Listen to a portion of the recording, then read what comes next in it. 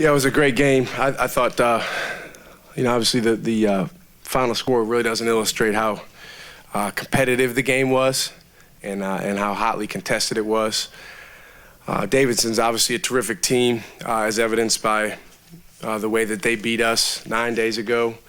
I did want to say that I think what they did in the Atlantic 10 regular season is historic and truly amazing. Somebody asked me a week or two ago if I was surprised, and I said no, because I know how successful Coach McKillop and his teams have been.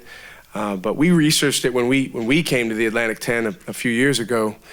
Nobody's really ever done what they've done, in terms of going from a conference ranked in the 20s in the RPI to a top 7 or 8 league in the country, and in the first season won it. And what's really impressive is nobody has really talked about lately is they did it without Jack Gibbs for, 6 or 8 games. So really take my hat off to them. It says a lot about our guys that we were able to come out and beat them today. And now we're excited about moving forward to tomorrow. All right, questions for Coach Smart. Here. Coach, you mentioned yesterday that the game against Richmond was a big game for you confidence-wise. Is today's game what you meant by that? You mean the way we played today? Yeah, I think the Richmond game yesterday really helped us today. Hopefully today's game will help us with tomorrow. But Richmond had beat us 2 straight games. The second one was really, really tough one to take because we were up 3 with 7 seconds left and we just didn't finish it out. So for us to be able to come back when they were up for most of the second half and beat them, I think that gave our guys a level of belief.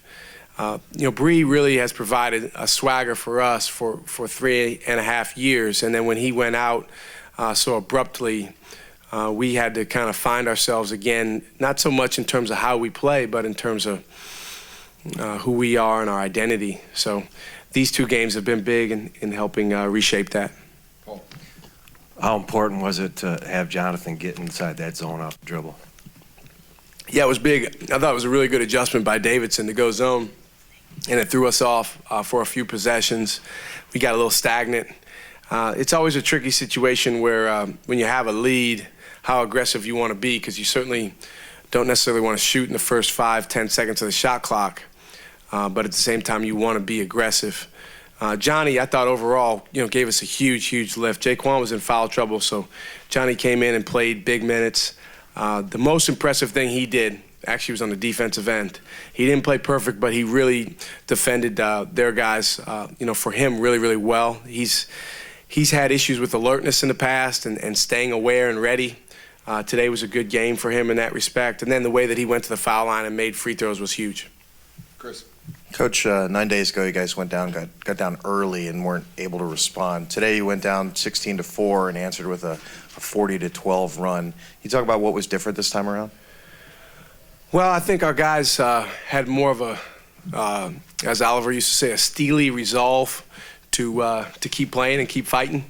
The game also wasn't in their arena. I mean, that game down there, it reminded me, their crowd, their team, their energy reminded me of some games that we've had in the Siegel Center late in the year where you can just feel it and there's not much the other team can do. So this one obviously was on a neutral site, and I want to say thank you and how appreciative I am to our fans for coming up here, and hopefully they can be just as loud, if not louder, tomorrow. Back here. Coach, how would you grade Mo's performance today, even though he was battling foul trouble for a little bit? I thought Mo was terrific. Mo's had a great year, and he came into our program as a guy that we knew could be really good. But we knew the biggest step for him was just confidence in himself and assertiveness. And he's grown in leaps and bounds in those 2 areas. He still doesn't think he's as good as I think he is. But today was a big step in that direction. This was, I think his career high coming in today was 12 points. He's just been solid and really good all year long. But this was, from a scoring standpoint, a breakout performance. And, after the way that LaSalle was able to score inside against Davidson, we told our guys, hey, we got to go into Mo and at least, really, really try to pound it in there. And not only did it help us put some points on the board, but it kept Aldridge in foul trouble, and he's a really good player, so it limited his minutes. Justin. What would you say the biggest difference is between 9 days ago and today, that game and this game?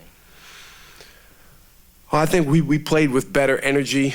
We defended their motion much better.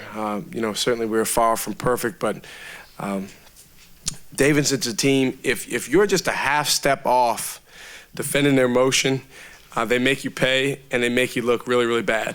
And they did that to us 9 days ago. I mean, they cut us up with layups and slips and wide open threes, and Brian Sullivan's catching and eyeing us down and then banging threes and smiling, and they were on a roll. And they got going early today. I thought the way our guys kind of gritted their teeth and said, no, we can be better, was big, and then we were able to get more stops. Paul, did you have a question? Yeah, might as well. Two more. Shaka, there was a point, 5:41 left in the game. There, Davidson's in his zone.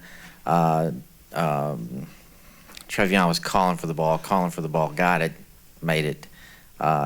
Is that what you expect from your seniors in that situation to take? Yeah, I was actually screaming for them to throw him the ball too, because the way they were playing that zone, they would get a little bit distorted, and if we could just make that one more pass to a good shooter, we could shoot it in. So that was a big, big shot, because I don't know exactly what the score was at the time, but Davidson certainly was mounting a charge, and for Trey to step up and make really all the threes he made today were back-breaking shots, and that's why he's a really, really good player. All right, anyone else? I ask one. Yeah, follow up and we'll get him, and then we'll be done. You're right. It wasn't just Trevion making threes. Jordan dropped one in. It seemed like everybody had more confidence today. Was that because Davidson was really willing to run with you and you guys like to do that, or was it just you guys are coming around? Well, I think seeing the ball go in yesterday a few times was big for our guys. And then the other thing, I know I sound like a broken record, but we got a lot of high-quality shots. So when you get high-quality looks from outside and it's a good shooter, then you plan on those things hopefully going in a decent amount of times. So that was probably why we were able to shoot 50% from three. Right back here. Coach, now that you've been to the championship game 3 straight years, which it'll be tomorrow, how do you approach that game, playing with guys who have been there 2 straight years and have come out on the losing side? Yeah, I think the only thing that we really focus on as it relates to the last couple of years is learning from maybe what we could have done differently, not so much basketball-wise, but with our mental approach. I think today was a really, really good lesson for us going into tomorrow. We had to respond. We got down. We had to stay together. We had to buckle down on defense. And, those are some of the things that, maybe the last couple of years we didn't do as well in the championship games. But we lost to good teams too. It's not just about your team. It's the team that you're playing against. But we're not dwelling on those 2 years. I'm sure everyone else will, but we're in the moment. We came up here to try to win 4 games. And as Trey or Mo said, we just want to go 1-0 in the current game. So we did that today, and that's our goal for tomorrow. All right, thank you. Thanks. Thanks, congratulations.